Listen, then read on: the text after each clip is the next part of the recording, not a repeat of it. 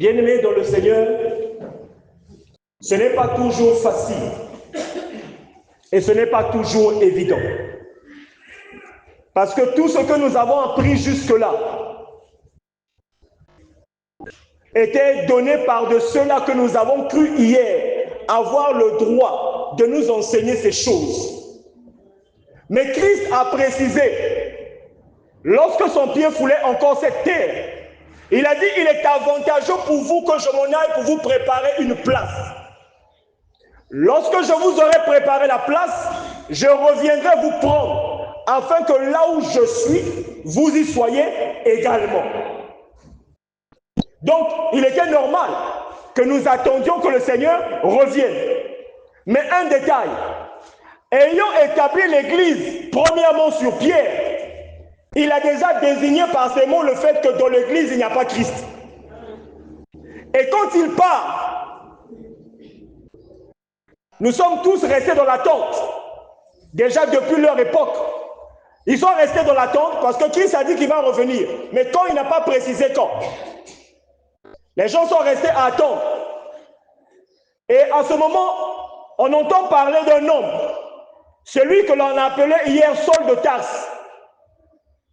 Il est entendu que le Seigneur lui est apparu et lui a transmis des informations, des éléments qu'il devait accomplir et le peuple vers lequel il devait aller. Voilà pourquoi Paul, lui aussi, avant de commencer son ministère, il retourne voir ceux qui ont marché avec Jésus, celui qui a reçu cette grâce que le Seigneur lui a dit, tu es Pierre et sur cette pierre je bâtirai mon église. Et il vient devant Pierre, il expose ce que le Seigneur lui a donné.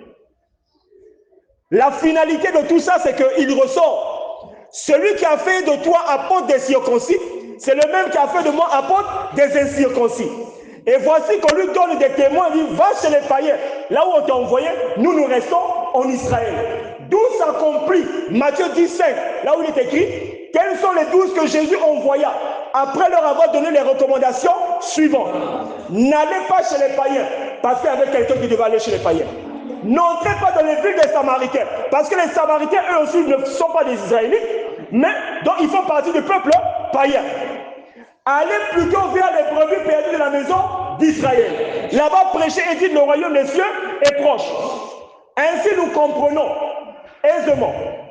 Ça, c'est Michel qui veut nous préciser ces choses. Nous comprenons que à chaque peuple correspond un envoyé, à chaque peuple correspond un message, à chaque peuple correspond une mission, à chaque peuple correspond des travaux. Et lorsque Pierre et Paul finissent leur mission, déjà Paul, avant de partir, il a déjà des éléments qu'il a posés. Il a déjà des informations qu'il a données. En précisant le fait, comme Jésus vous a dit qu'il devrait revenir, sachez une chose, en ce qui concerne le retour du Seigneur Jésus-Christ, nous sommes dans 2 Thessaloniciens, en ce qui concerne le retour du Seigneur Jésus-Christ, que personne ne vous séduise d'aucune manière. Car il faut que l'apostasie soit arrivée auparavant, qu'on ait vu paraître l'homme du péché. L'adversaire qui s'élève au-dessus de tout ce qu'on appelle Dieu, ou de ce qu'on adore, jusqu'à s'asseoir dans le temple de Dieu, se proclamant lui-même Dieu. Ne vous rappelez-vous pas que je vous disais ces choses lorsque je suis encore chez vous? Le ministère de l'iniquité agit déjà. Mais il faut encore que celui qui le retient ait disparu, alors paraîtra l'impie, que le Seigneur détruira par le souffle de sa bouche et qu'il anéantira par l'éclat de son avènement. On a bien précisé qu'il détruira par le souffle de sa bouche à lui.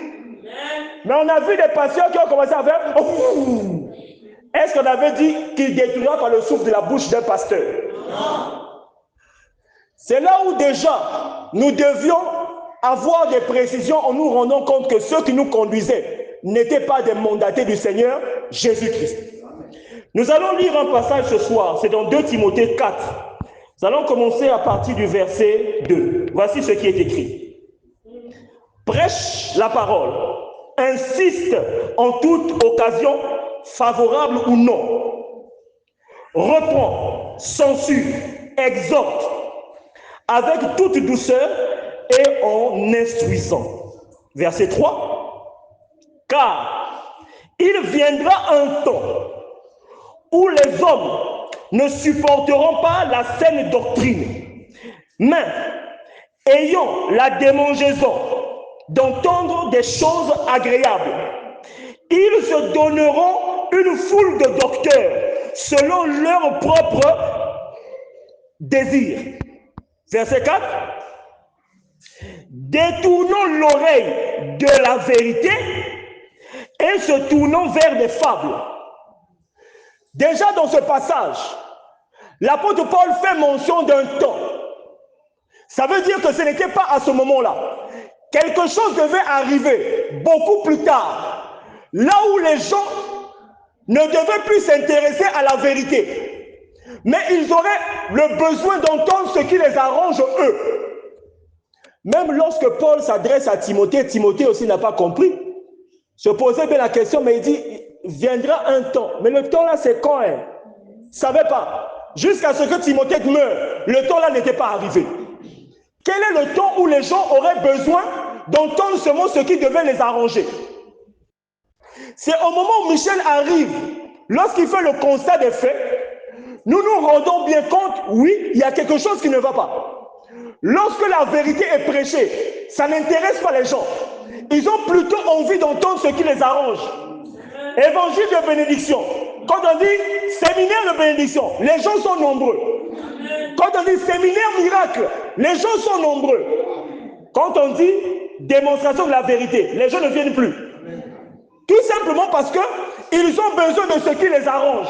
Ce qui les arrange, c'est de vivre une vie aisée, une vie de richesse, une vie de prospérité, mais pas de s'intéresser à ce que la Bible a dit dans Jean 8, 32. Vous connaîtrez la vérité et la vérité vous affranchira. Paul l'a dit. Ils vont détourner l'oreille de la vérité. Ils ne vont plus s'adonner à la saine doctrine. Mais la saine doctrine, quelle est-elle? Qu'est-ce que c'est cette saine doctrine? Vu que c'est un temps qui devait arriver, à un moment où nous ne savons pas. Ça veut dire que ce moment devait arriver longtemps après. De la même manière que Jean-Baptiste, lorsqu'il a dit, viens derrière moi celui qui est plus grand que moi, je ne suis pas digne de délier ses souliers. Lui vous baptisera du feu et du Saint-Esprit. Que ce soit chez les Israélites, que ce soit chez les païens, personne n'a baptisé du feu et du Saint-Esprit. On pourrait se poser la question, mais Jean-Baptiste, lorsqu'il a dit ces choses, est-ce que par hasard il n'était pas embrouillé? Comme il mangeait que le miel sauvage, peut-être que ça lui était monté à la tête. C'est la raison pour laquelle il avait dit ces choses. Parce qu'on n'a rien vu de tout cela s'accomplir. Dans le livre de Daniel, on a dit, en ce temps-là s'élèvera Michael. Toujours en un temps. S'élèvera Michael, le grand chef, le défenseur des enfants de ton peuple. Ce sera une période de détresse. Mais détresse pour qui? Là encore, ce n'était pas précisé. Donc, beaucoup de promesses ont été étalées dans ce que nous lisons aujourd'hui comme étant la Bible. Beaucoup de promesses dont on n'a pas vu l'accomplissement. Bien-aimés dans le Seigneur, nous savons une chose. Lorsque, en physique, quelle que soit la manière, la matière d'ailleurs, mais tout cela fait partie de la physique, lorsque on nous donnait un problème à résoudre, il y avait des fois plusieurs théorèmes au choix. Mais chacun de ces théorèmes devait donner la même réponse. Si bien sûr le théorème était adapté à l'exercice. Si chaque théorème donnait une réponse différente, ça veut dire qu'il y a un problème. Soit le théorème a été mal utilisé, soit la réponse est forcément fausse. On pourrait se dire, à quoi rime en fait la physique avec la Bible? Aujourd'hui, on nous a dit, le sang de la croix est un sang de bénédiction. C'est ce que Paul avait déjà dit. Ils vont se tourner vers les fables. Si le sang de la croix est un sang de bénédiction, Ça veut dire, pour toute personne qui est sous la malédiction, il suffit qu'il invoque le sang, et puis tout de suite, il sera béni, prospère, et tout ira bien. Nous avons pratiqué ces choses pendant des années. Où a été le résultat? Les choses ont plutôt eu l'air de s'empirer. Mais si le résultat est juste, c'est que nous devions avoir un résultat favorable. Mais pourquoi est-ce que nous avons trouvé que nous vivions des situations plus dures? On nous a dit qu'il faut invoquer le feu. Le feu jeté dans le corps de l'ennemi. Mais nous trouvons un endroit là où le Christ lui-même a réprimandé sévèrement deux de ses disciples parce qu'ils sont venus lui demander, Maître, permets-nous que nous commandions que le feu descende pour les consumer. Le Seigneur les réprimanda sévèrement en leur disant, vous le savez de quel esprit vous êtes animés. Mais si l'invocation du feu était convenable, pourquoi est-ce que le Seigneur lui-même l'a refusé? Déjà, nous nous rendons bien compte. Ces gens-là nous ont conduits dans le faux. Mais pourquoi ils nous ont conduits dans le faux? Posons-leur la question aujourd'hui. D'où vient l'homme? La seule réponse qu'ils vont nous donner, c'est ce que nous donnent aujourd'hui les chercheurs. L'homme est descendant du singe ou du gorille, l'homo sapiens, toutes les théories que nous connaissons. Par hasard, considérons que c'est vrai. Pourquoi depuis que l'homme est descendant de l'homo sapiens et tout ça, depuis qu'il a pris forme que nous connaissons là, ça fait quand même déjà beaucoup de siècles. Pourquoi n'a-t-il pas changé d'état depuis? Il aurait pu lui pousser des ailes pour qu'on dise que oui, c'est l'évolution. Mais jusque-là, on n'a pas vu des ailes pousser sur le dos des gens. On nous a dit que Dieu, faisant l'homme à notre image, selon notre ressemblance, et que c'était Dieu avec les anges. Donc nous devions avoir l'image de Dieu et l'image des anges. La ressemblance de Dieu et la ressemblance des anges. À ce que je sache, sauf si on va me dire qu'il y a un pays là où ça existe. À ce que je sache, il n'y a aucun être humain sur terre qui est né avec des ailes dans le dos.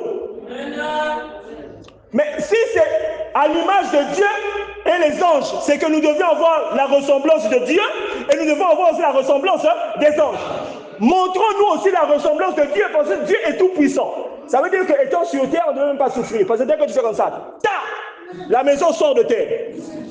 Qui a reçu ce pouvoir? Personne. Il y en a un, qu'on dit, les yeux de l'un et de l'autre s'ouvrirent. On dit qu'ils sont devenus comme des dieux, connaissant le bien, connaissant le mal. Ce qui est curieux, cela, leur pouvoir ne marche pas la journée. C'est seulement quand on dort, on le voit coucher dans une chambre, mais quelqu'un va le voir sur l'aéroport Roissy-Charles de Gaulle dans un Boeing quadri-réacteur. Ah, yo, sors-moi ça la journée, un avion invisible au radar. Mais comment tu as fait? Alléluia. Amen. Ces gens-là n'ont pas pu nous expliquer ce que ça veut dire. Oh, c'est la sorcellerie. D'accord, c'est la sorcellerie, oui, mais comment ils ont fait? Il n'y a plus de réponse. Mais si le Seigneur t'a envoyé, nous voyons déjà, Daniel est arrivé, il a vu des écrits que les gens ne comprenaient pas. Il a décrit, il a expliqué ce que cela veut dire, en long et en large. Moïse, on lui a donné un bâton. Il a jeté le bâton. Le bâton a avalé les autres bâtons. Paul est arrivé. Le serpent l'a mordu. On dirait que c'était un moment. Bon, je n'étais pas là, mais on dirait. Le serpent le mord. Paul ne fait pas. Ah, il restait pas. Zéro. Il nous a fait mention que Paul a secoué le serpent dans le feu. Il a essuyé sa main, il a continué à parler. Les gens attendaient que Paul tombe. Ils attendaient que Paul meure. Paul a continué à faire comme si de rien n'était. C'est comme si, même pas un moustique, c'est comme si quelqu'un lui avait seulement tenu la peau comme ça.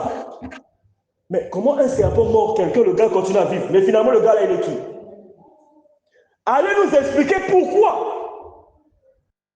La Bible nous dit ceci. Ils buvront des breuvages mortels et rien ne leur arrivera. Qu'est-ce que l'on a constaté plus tôt? Il y a des gens qui tiennent maintenant les verres se cassent. On n'a pas dit ils vont tenir les verres vont se casser. On a dit ils buvront des breuvages mortels et rien ne leur arrivera. Mais pourquoi maintenant les verres se cassent?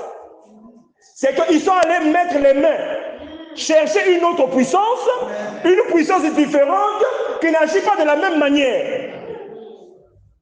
Expliquez-nous c'est quoi la puissance en question. On ne nous dit plus. On nous dit, on s'arrête là où la Bible s'arrête. Mais la Bible ne s'est jamais arrêtée. Le Seigneur sur la croix a dit, Père, je remets mon esprit en tes mains car tout est accompli. Tout. Mais s'il dit tout, c'est qu'il y a quelque chose. C'est le même qui a dit, lorsqu'il sera venu, lui, l'esprit de vérité, vous conduira dans toute la vérité. On a cherché à comprendre à maintes reprises, mais personne n'avait la capacité de nous l'expliquer. Pourquoi? Celui qui a fait les cieux et la terre, c'est lui qui connaît tous les mystères de la création, toute la nature de ces êtres qui peuplent la terre. Il sait d'où est-ce qu'ils viennent, il sait où est-ce qu'ils doivent aller. Il y en a de certains qui doivent rester là-bas, il y en a d'autres qui doivent revenir de là où ils n'auraient jamais dû sortir. Et lui, il vient maintenant nous donner des précisions. Il dit, Paul a parlé d'un temps. Le temps où les gens auront mené les démangeaisons d'entendre ce qui leur fait plaisir.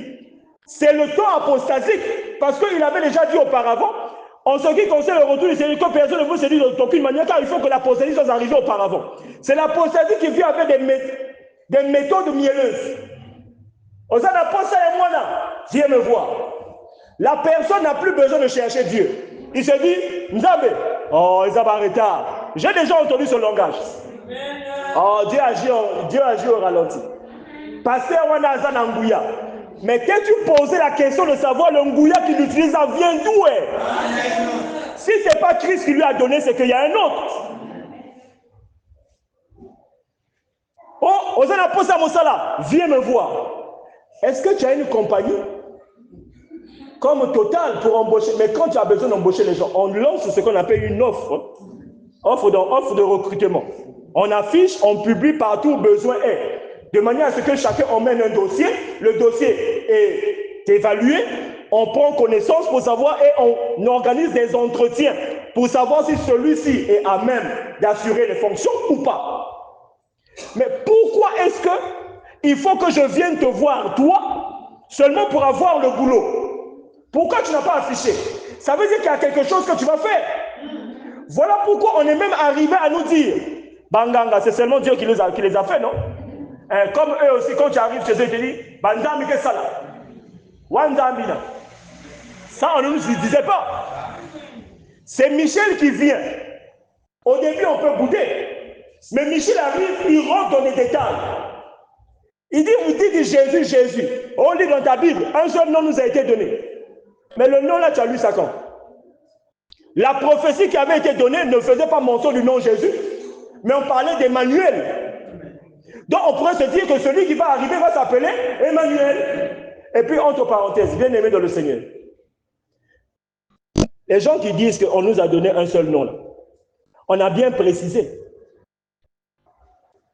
Il vous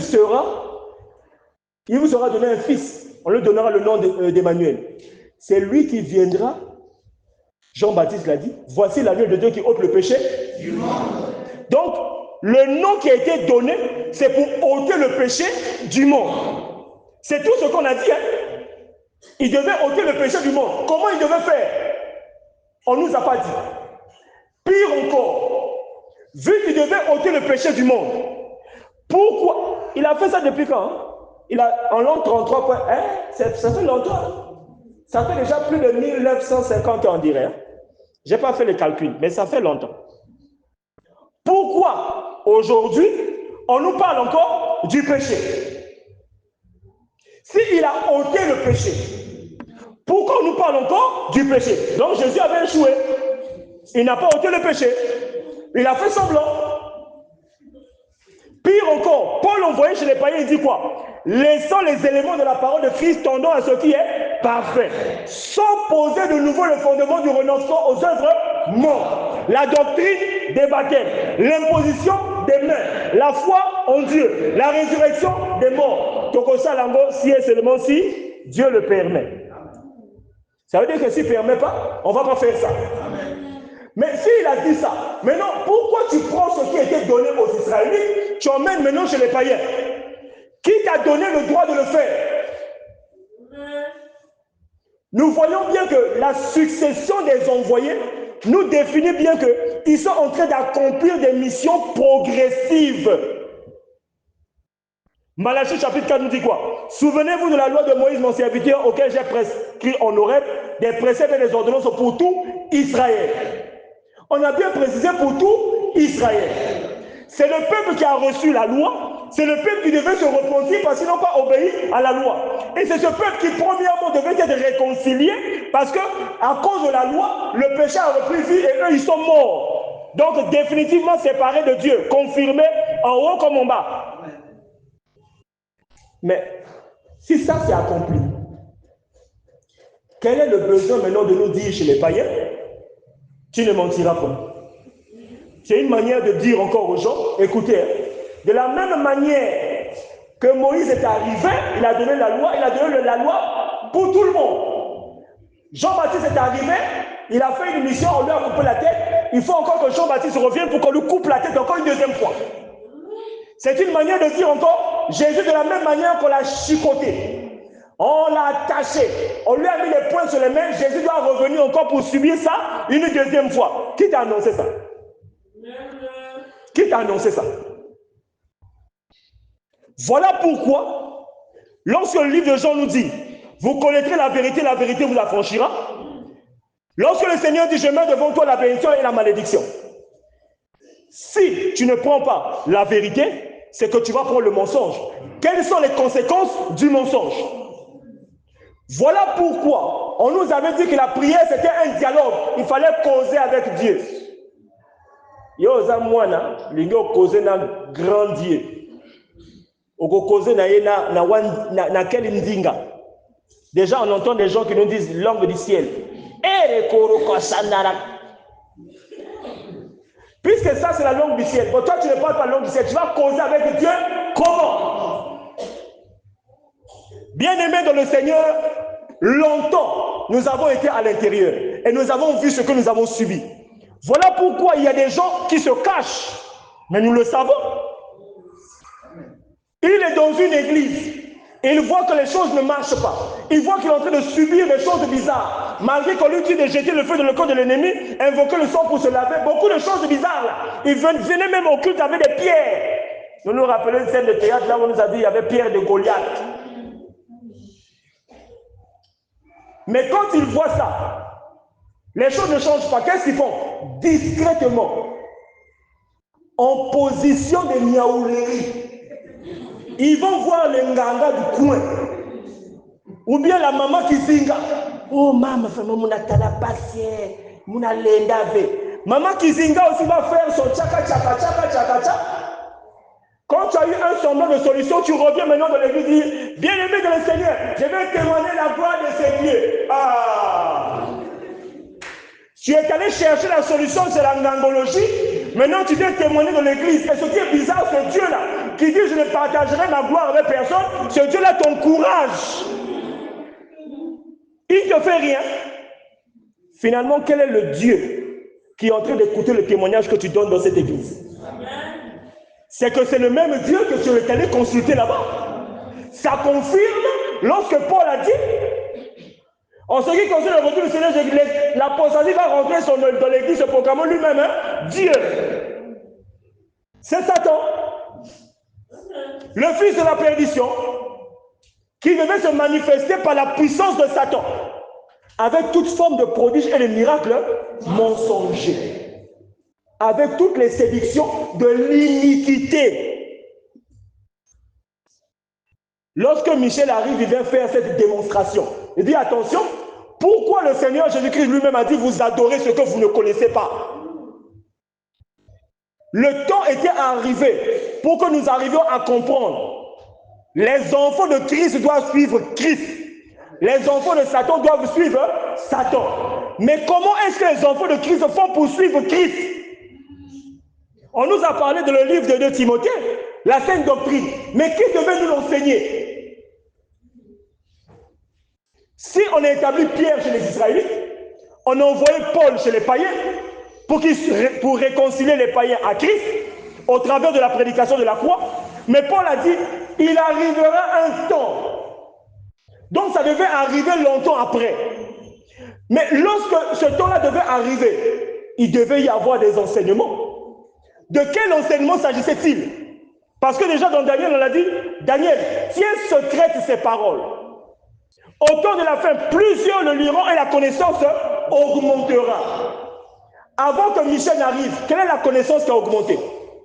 La seule chose qui avait augmenté, qu'on a vu, c'était les jeûnes et prières. C'était la consultation chez les Nganga. La fréquentation fréquente et permanente chez les mamans qui zinga. Avec le combat spirituel. Le jeter le feu dans le corps de l'ennemi. Mais lorsque nous voyons bien les jeûnes et prières, ça c'est en arrière. Combat spirituel, déjà, c'est une fabrication. Parce qu'on a dit, on n'aura à lutter ni contre la chair, ni contre le sang, mais contre les esprits méchants de les lieux. Pose-toi d'abord la question. Le lieu céleste en question, c'est quoi? On va dire non, c'est en haut là-bas. Donc les esprits méchants sont là-bas. Alors que la Bible dit, il fut précipité Satan et ses anges. Mais comment ils vont se trouver là-bas? Bon, maintenant, s'ils sont là-bas, comment toi tu fais pour rentrer là-bas? Avec quel genre de paix pour dire, ah, Satan, attends, j'arrive, je vais te taper. Bouzoba. Lorsque nous rendons compte, lorsque Michel enseigne, on se dit, oui, mais ce qu'il dit c'est vrai. Comment moi je fais pour rentrer dans le ciel là-bas? Comment je vais aller taper les esprits méchants qui sont dans les lieux en haut là-bas? Mais moi je suis ici. Oh. La Bible, est-ce que c'est vrai? Voilà pourquoi ce cantique tout à l'heure dans lequel on dit, tu ne peux pas suivre Dieu si tu n'as pas devant toi un envoyé. Pour que les païens soient réconciliés à Christ, il fallait qu'ils puissent recevoir Paul. Et Paul ne leur a pas annoncé que le royaume des cieux est proche. Il leur a dit, car la prédication de la croix est une folie pour ceux qui périssent, mais pour nous qui sommes sauvés, c'est une sagesse de Dieu. Mais c'est quoi la prédication de la croix? Depuis que Paul est parti, qui a annoncé ça? Qui a décrit ça? Qui a ouvert? C'était un enseignement qui était perdu. Personne n'a su. Michel, quand il arrive, il commence par détailler. Il dit, Moïse a commencé ici. Moïse a arrêté ici. Et il a arrêté ici, voilà pourquoi. Mais toi, tu n'étais pas là-bas. Comment tu fais pour savoir? Jean-Baptiste commence quelque part. Il dit, vous savez pourquoi lui a coupé la tête? Étant donné que sous la loi de Moïse, on dit, qui tue par l'épée, mourira par l'épée. Mais Élie, de son vivant, premier arrivé, il a fait décapiter 450 prophètes de Baal. Ah, il était fort, hein? Ah, Gouya. Il a coupé la tête. Mais quand il fait couper la tête, là, est-ce qu'il est mort? Non. Il a été enlevé dans un char de feu. Mais la loi dit qu'il tue par l'épée, mourira par l'épée. C'est la première alliance, le premier testament. Mais comment lui, il est exempt de cette loi? Est-ce que c'est normal? Non. Voilà pourquoi la prophétie est donnée. Je vous enverrai Élie le prophète avant que le jour de l'Éternel n'arrive. Ce jour grand et redoutable. Il ramènera le cœur des pères aux enfants, le cœur des enfants aux pères, de peur que je puisse frapper le pays d'interdit. Et lorsque le Jean-Baptiste en question, lorsque Élie en question arrive, ce qui est bizarre, on ne voit pas un type barbu, baraqué là. On voit un bébé. Amen. Un bébé à qui on donne le nom de Jean. Et on attend Élie. On nous a dit qu'Élie doit arriver. Élie n'était pas dans le char de feu. Donc il va revenir dans un ascenseur de feu. Élie Azoyakate. Les gens ont vu ce que Jean-Baptiste faisait. Et les gens qui ont dit, ce qu'il fait là, c'est pas clair. Allez lui poser la question. Qu'il vous dise un peu, il est qui là? Parce que c'est pas clair là. Il dit, Jean, oui, qui es-tu? Es-tu Élie? Non. Es-tu le prophète? Non. Mais pourquoi tu baptises? Donne-nous une réponse pour que nous allons donner à ceux qui nous ont envoyés. Je suis la voix de celui qui crie dans le désert. Ah. Mais Yopé, tu peux pas être plus clair. Asuki Kakuna. On n'a pas compris? Mais pourquoi il dit ça? C'est Jésus qui va dire, vous voulez savoir? L'Élie qui devait arriver, c'est lui Jean. Et Jésus précise encore, de tous ceux qui sont nés de femmes, Moïse y compris, il n'y a pas paru de plus grand que Jean-Baptiste. Ah Jésus, tu n'exagères pas par hasard. Mais on a vu Moïse avec un bâton, il a tapé la terre.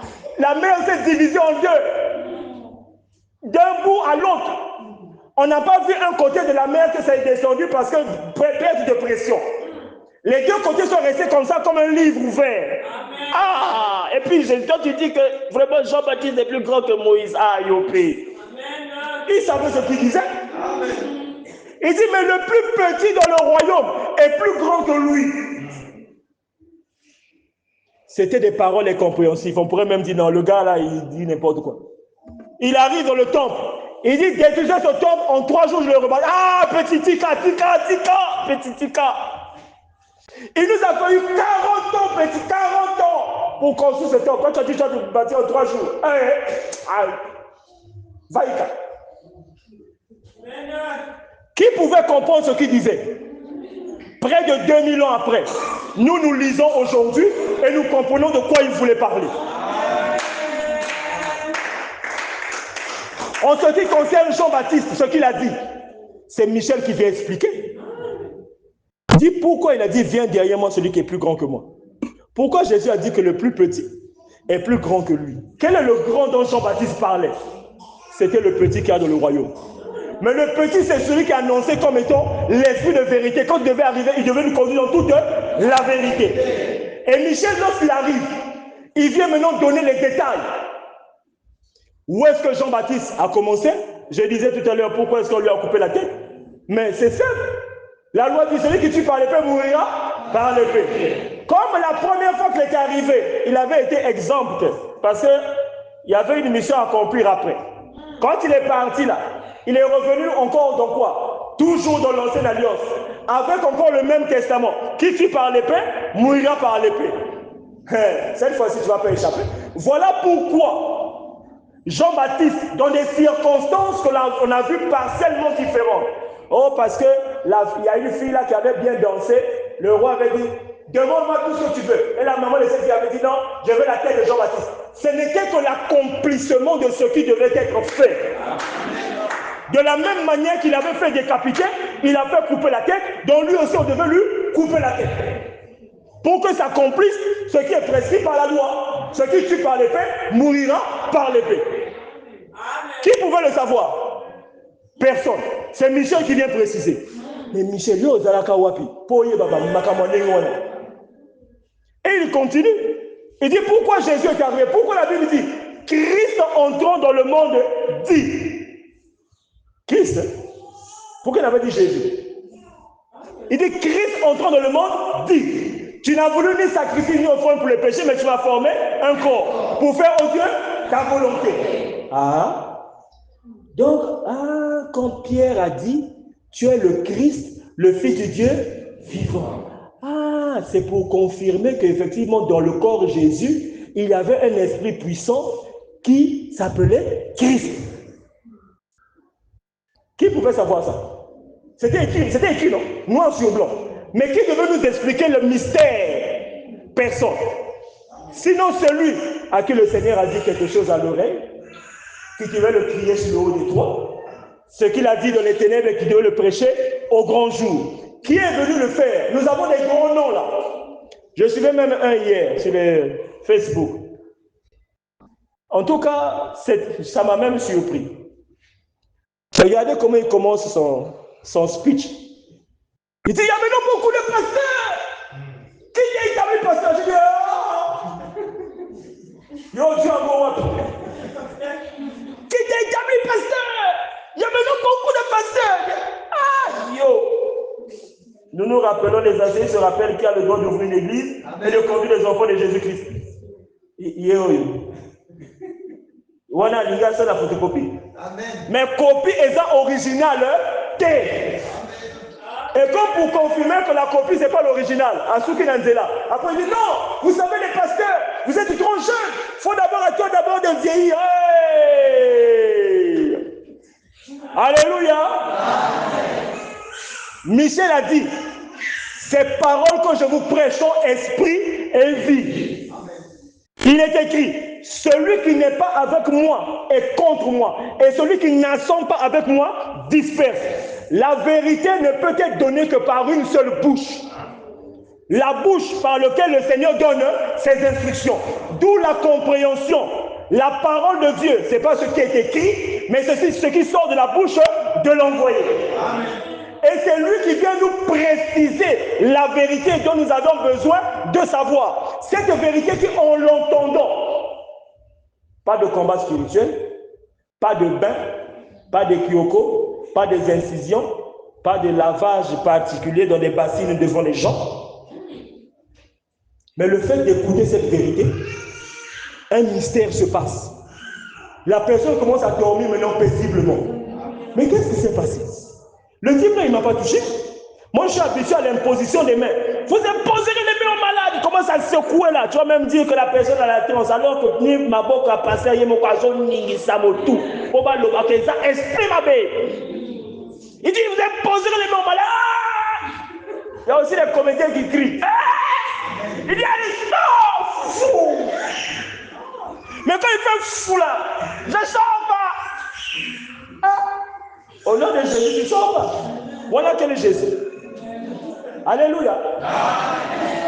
C'est pourquoi, bien aimé dans le Seigneur, nous allons nous rendre compte que lorsque Michel dit, chaque envoyé arrive avec une mission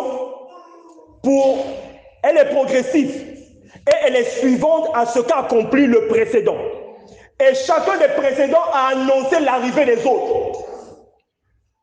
Lorsqu'il y a eu l'effusion du Saint-Esprit sur les 12 apôtres, c'est Pierre qui prend la parole, dit, c'est ici la parole annoncée par Joël. Au temps de la fin, je répondrai de mon esprit sur toute chair. Il a dit, cette parole s'accomplit aujourd'hui. Jésus aussi, lorsqu'il rentre le temps, il dit, cette parole s'accomplit aujourd'hui. Michel, quand il arrive, il dit, ce temps, cette parole s'accomplit aujourd'hui. Mais s'il vient dire ça, c'est que c'est lui. Qui est venu nous apporter la vérité que nous sommes en train d'entendre aujourd'hui? C'est que c'est lui. Tous les centaines de milliers de pasteurs qu'il y a aujourd'hui à travers le monde, ceux qui se sont autoproclamés, comme Paul a dit, nous n'osons pas nous comparer ou nous égaler à quelques-uns de ceux qui se recommandent eux-mêmes. Qui est venu faire l'état de lieu en disant que lorsque Éphésiens dit il a donné les uns comme pasteurs, comme évangélistes en vue de l'œuvre du ministère. Évangélistes, pasteurs, docteurs sont des enfants qui naissent dans un ministère. Le ministère est la charge de la fonction d'un ministre pour accomplir une mission. Et chaque ministère a un mystère. Quand qui par hasard au sein d'un ministère, Pessabi son mystère, Nayo. Son mystère est athée, échoué. Mais Michel, quand il arrive, il est calme. Il commence pas par dire que c'est moi l'envoyé. Il commence d'abord par donner les armes. Voyez comment on reconnaît un envoyé du Seigneur. Après, il va tuer. Après, il va lasérolam. Après, il va gilet. Tout ce qui est tranchant là. Pour éprouver ceux qui se disent apôtres et qui ne le sont pas. Quand il a fini, les gens se redisent, aux amis, tu nous as donné les armes. Nous-mêmes, on va éprouver celui, toi qui te dis apôtre et qui ne l'est pas. Quel est ton peuple? Après, si peu. Ah là, il a réussi. Bon, quel est ton message? Après 6 messages. Abani au vocal. Quelle est ta mission? Après 6 missions. Au Kokate. Quels sont les travaux? Paul a dit, nous n'osons pas prendre les travaux d'autrui, nous orgueillir des travaux d'autrui. Mais les travaux n'ayo, Osuki, les travaux n'ayo zanini. Kakukota. Ça, c'est quel genre de travaux? Bamosu, c'est ça, imposition des mains. Bamosu, c'est ça, ombre, silhouette, n'a pas pochette. Mais Yoka, il dit, oh, tu rentres, tu sors. Tu sors, tu rentres. Voilà quelle qualité à ma travaux. Mais tu rentres, tu écoutes les instructions. Quand tu sors, tu pratiques. Quand tu as pratiqué d'ailleurs, tu rentres, tu viens faire encore le plein, après tu ressors. Mais ce qui est bizarre, quand tu fais ça, tu vois aussi les manifestations. Surtout lorsque tu n'es pas affermi, tu n'es pas fidèle. Parce que Michel a dit, le mystère de mon ministère est basé sur la fidélité. Et tu n'es pas fidèle. Que nous sommes la débat dans le péché originel. Tu reviens avec les fièvres. Tu vas dire, oh Nini, mais qu'est-ce qui s'est passé? Bobundi to Nini, te bobundi te. Na musunite et na molimu. Ah, donc tu peux rentrer toi aussi pour faire le bondage en Molimo.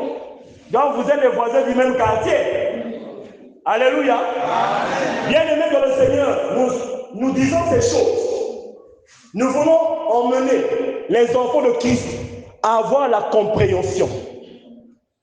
Ce n'est pas celui qui se recommande de lui-même qui est approuvé, mais celui que le Seigneur recommande.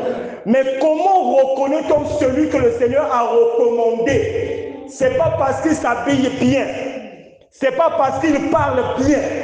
Ce n'est pas parce qu'il vous conduit dans des jeûnes à outrance pendant que lui-même dans le secret, il mange.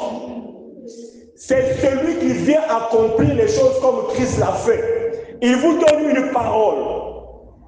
Et c'est cette parole qui accomplit en vous, tel que Paul l'a dit. L'évangile est la puissance de Dieu pour le salut de quiconque croit. Qui est venu te donner une parole qui t'a donné la paix, qui te permet de dormir aujourd'hui, qui te permet d'être affranchi de la puissance de la sorcellerie, qui te permet d'aller rencontrer n'importe qui, dormir même là où on dit que tu dors paisiblement. C'est eux maintenant qui commencent à te parler, il fait la maison, là, ça devient trop chaud. Mais il y a quelle chaleur, on n'a pas allumé de feu. Yeba et que évangile à Michel, ils ont pris là, moto. Donc, on a un côté kuna, moto wana, bazo koka, té. Mais Michel n'a pas imposé les mains à quelqu'un, il t'a pas donné un fil, il t'a pas donné, je sais pas, une médaille. Mais pourquoi est-ce que tu arrives quelque part, pourquoi tu me demandes où est-ce que je prie?